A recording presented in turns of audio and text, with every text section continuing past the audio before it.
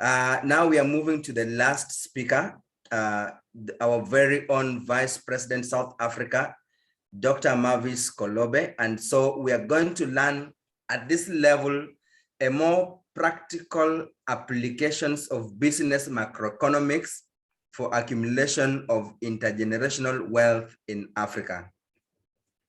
These talks are solutions. They are no longer abstract learning and theories. These are things that can be applied at the local level to bring change. So I will bring about the bio of our next speaker. And so Mavis Kolombe, who is also a lecturer at the Department of Economics in the University of Botswana, and currently a doctorate candidate at the University of International Business Economics in Beijing, China, majoring in business economics. Her research focuses on gender inequality, income inequality, poverty, and globalization. And so she has published academic and research peer-reviewed journals and provided policy-based research consulting to the Partnership for Economic Policy and the government of Botswana and for the Bots government. She's now the Vice President for OAD representing South Africa. So we are so privileged to be part of this. Dr. Mavis, welcome to share more insights on how we can bring solutions to our communities. Thank you. Thank you, Chair. Let me share my screen. Go ahead.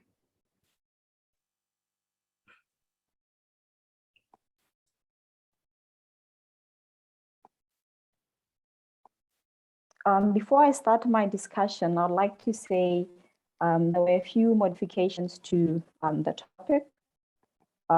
It's now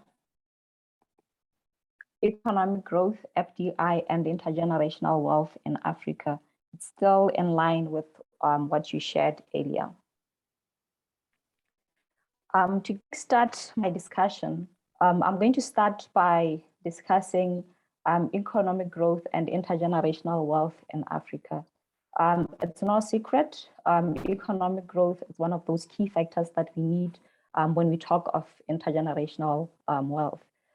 We need growth that brings jobs, opportunities for all in our economies, and that will happen if our growth is sustained, if it leads to structural changes and economic transformation that will enable our continent, Africa, to join global value chains.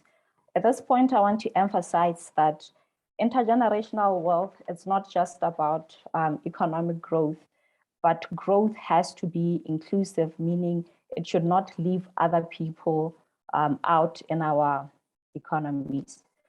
Our experience from countries that have done very well in Africa in terms of economic growth, such as Botswana and South Africa, has shown that indeed we need inclusive growth, not just economic growth. And this is because when growth is not inclusive, wealth generating assets remain in the hands of very few people in the economy, meaning the majority remain without the assets that are important for them to generate wealth now and for the future.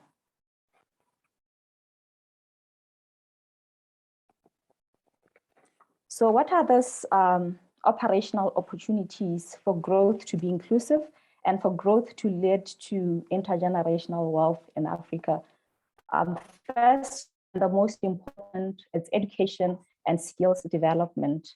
The greatest asset that you'll ever have as an individual, as a nation, is education.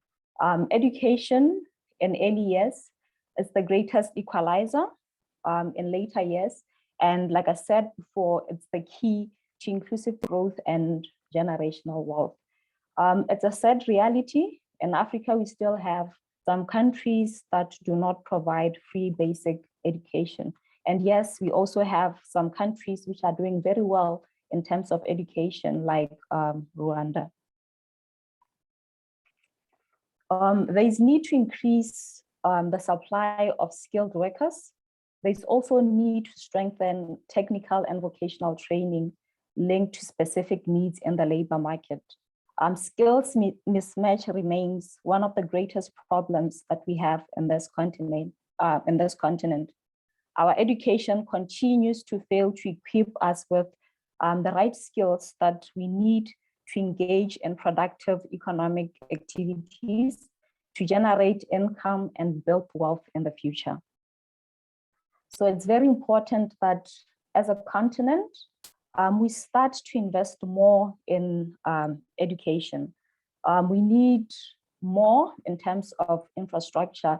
And most importantly, we need to do more when it comes to training of teachers who are responsible for ensuring that knowledge is transferred to the future generation of Africa. And I also want to emphasize that this is not just for the government.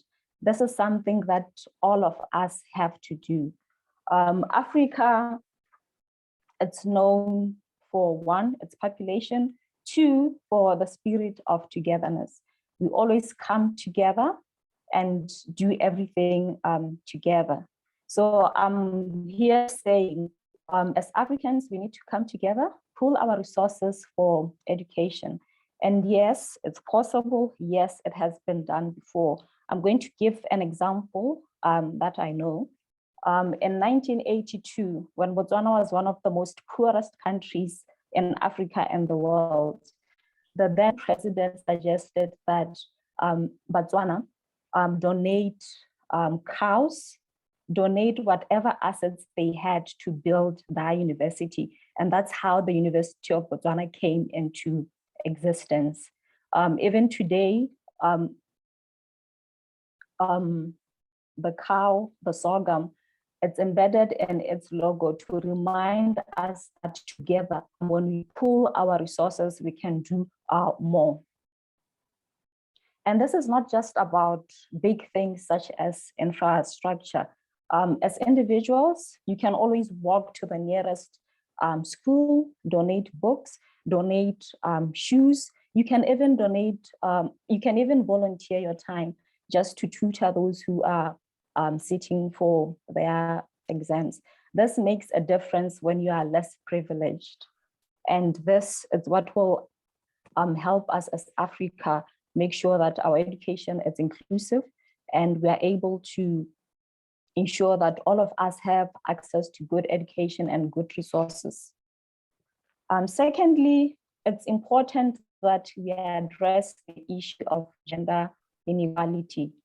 It's said that even though 50% of the population in Africa is women, women are still discriminated against in terms of access to assets such as land and property.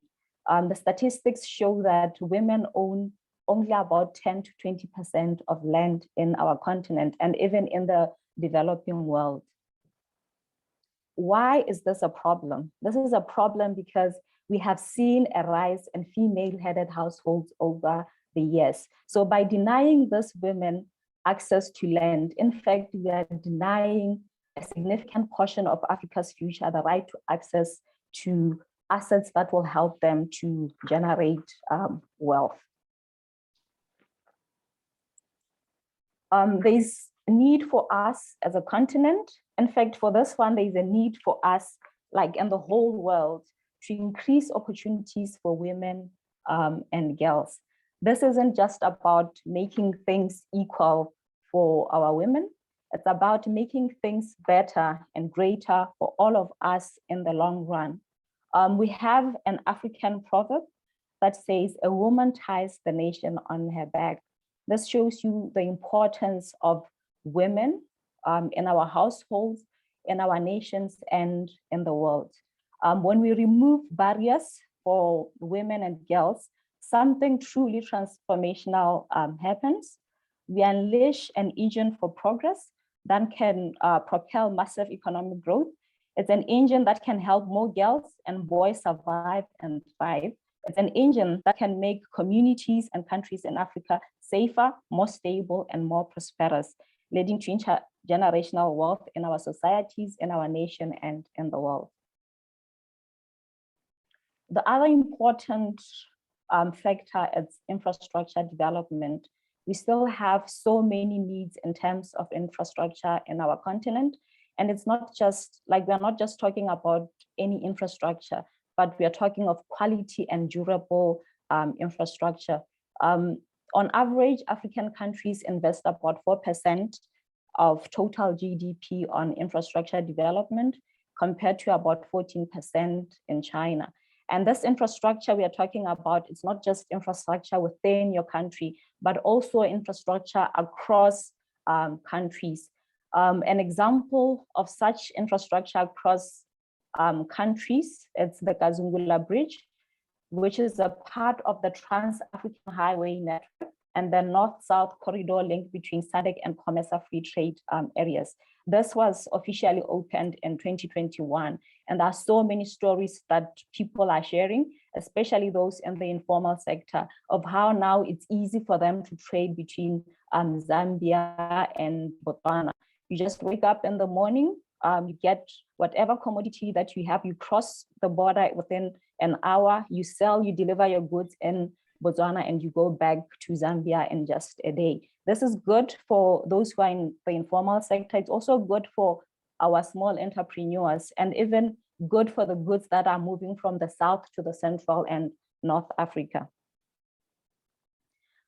Studies also show that infrastructure development indirectly helps when it comes to issues of gender inequality, simply because it lessens the time that women spend in unpaid labor.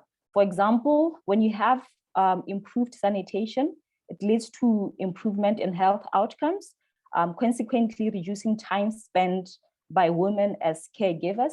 This gives them more time to spend on productive economic activities, earning income for their families, income which is used to better their lives and for investment. And like I said, this is very important when we consider that we have a rise in female-headed households in this continent. Key, again, it's agriculture and food security. Strengthening agriculture and food security through an integrated value chain approach is very important. Many farmers in rural Africa are reliant on subsistence farming, and a sizable portion is chronically vulnerable to climatic uncertainty. Africa lives off its land, and more than 70% of Africans work on the land, which too often fails to provide for their needs.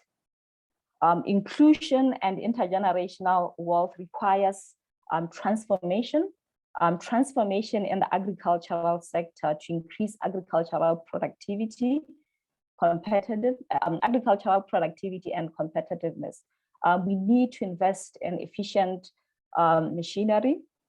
We need to invest in new technology that can improve productivity in this sector, which is a source of income to the majority of the people in Africa.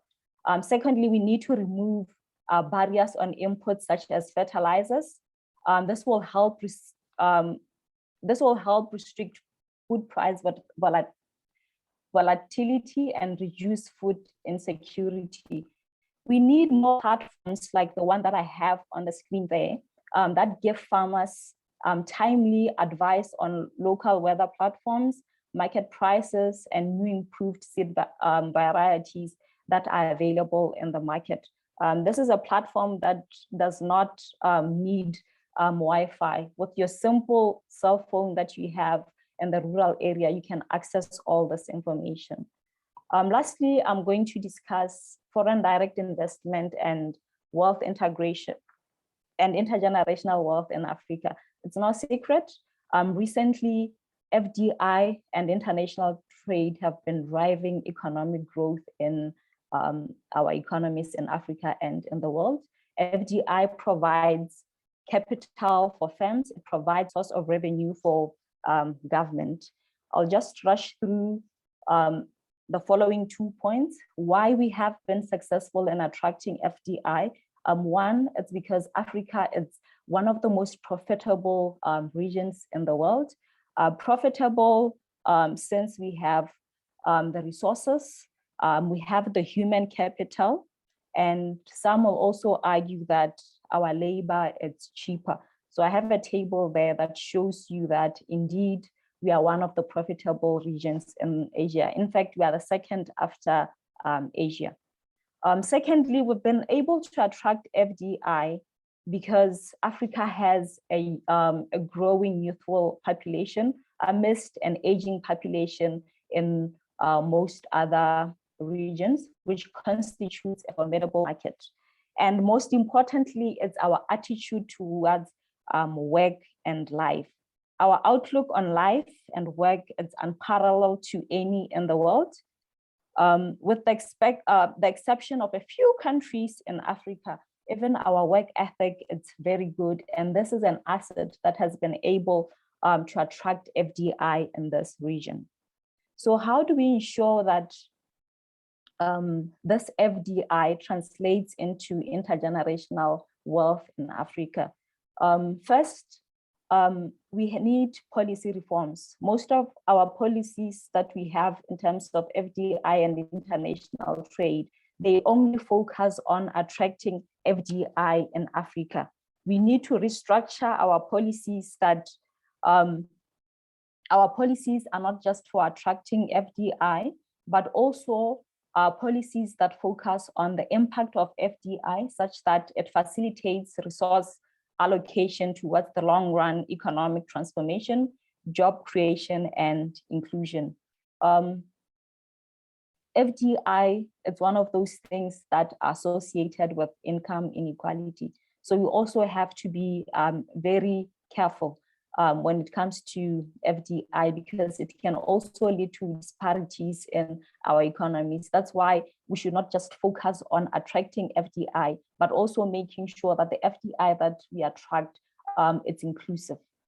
Policymakers also should consciously consider social needs when formulating FDI policies. Often when we attract FDI in Africa, we always give foreign investors tax holidays. Right now, I'm saying this tax holidays should be accompanied with a corporate social responsibility. If you're going to give them a tax holiday for 2 years or 3 years, make sure that they make a commitment to make a difference in your economy. For example, make them adopt a school, make them adopt a hospital, and they'll be responsible for providing resources to the school or this hospital. Secondly, public financial management systems are needed to strengthen, public financial management systems are need to be strengthened to ensure that any revenue leakages are blocked. As my president always says, if you want change in Africa, we as Africans have to drive that change. No one will come to Africa and solve our problems. Thank you.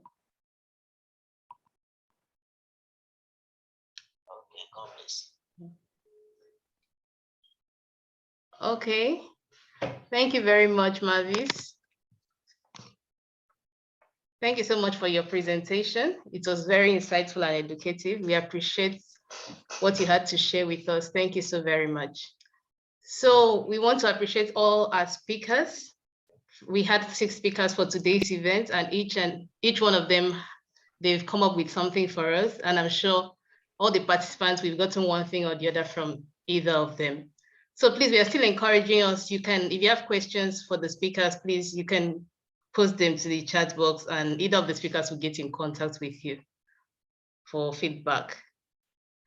Please, Dr. Taha, are you here? Dr. Taha.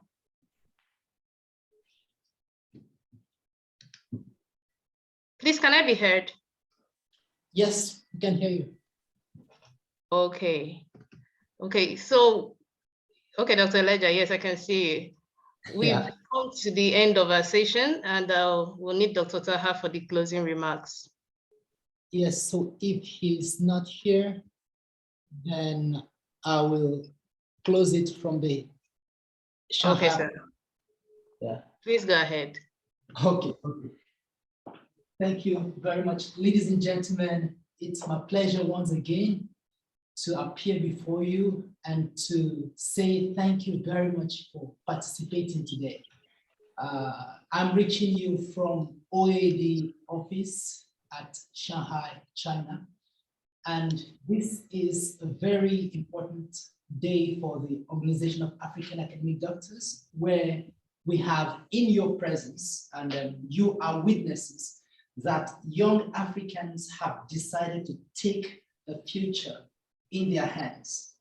And in the next few years, you'll be seeing a rollout of different aspects of human capital development, because we have the people. In the years gone, several years gone, Africa had, and still has the advantage of, having huge natural resources on ground, in place and on ground for everybody to explore. And people from around the world have made themselves rich of Africa's natural resources. We are very good at sharing, and community and co-development is our model. It's part of our culture. We like to share. We hope again that as we have helped the world in many ways in terms of being the destination for natural resources, once again, we are well positioned to once again help the world with human resources. And as you heard, there is nothing we need that we don't have. We have natural resources, we have the people, we have humans. And in the new regime of knowledge economy, digital economy, it's all about what you can do with your brain. And I can tell you today that across Africa, we have young people who haven't been through high school. We have them who are involved in coding, and they are currently working for many top big companies in Europe, in America, in China, and around the world. And the future of education is in our hands, how we decide to transmit it to our children. So being at this stage as educated people and as enlightened people, as passionate people who understand what is at stake for Africa, it's our responsibility to get to our communities using the OAD Solutions for Communities initiative to bring the story, to bring the picture to them that we've got the antidote to Africa's development. We know we cannot do it alone, but we are going to keep spreading this message. So thank you for coming today. And maybe on the screen, in the chat box, I don't know, you may have received already a link to register for the Global Summit that will be holding at the Silicon Valley, because OAD has no bounds. We have what it takes to reach out to the topmost parts and the people everywhere in the world to engage with them, because we must bring back home that which Africa needs. We are the ones to bring it back home. And we want to find all the people who need to do this. Those who already have the capacity, we find them and we can link them up to make sure they do and bring what we need to work with. So thank you for participating today, and we invite you to join the various platforms of the Organization of African Academic Doctors. We have a place on all the platforms. On WeChat, we still have space for those who are PhD holders or PhD scholars around the world. For others, we have a place for the master's degree students as well, or master degree holders. We have a place for everyone, and we're engaging more and more. On Telegram, we have space and people can come on. We have a place on Facebook, you can search for us. We have a place on YouTube, and you can find the videos of past events and things we've done in the past. And on our Twitter, you can find us at OAD Global. Twitter, OAD Global. Instagram, the same name, OAD Global, at OAD Global. Find us and let's link up and keep working together. Whatever solutions you have, whatever innovations you have, if you have any challenge, let us know about it. We'll find solutions, because we are here to bring those solutions out, and we know how to get that done. So thank you so much to the Executive Council of the Organization of African Doctors for the great job you did, our speakers. Thank you to Professor Chris. Thank you to everyone who has participated. Thank you to the moderators. We really appreciate your beautiful job.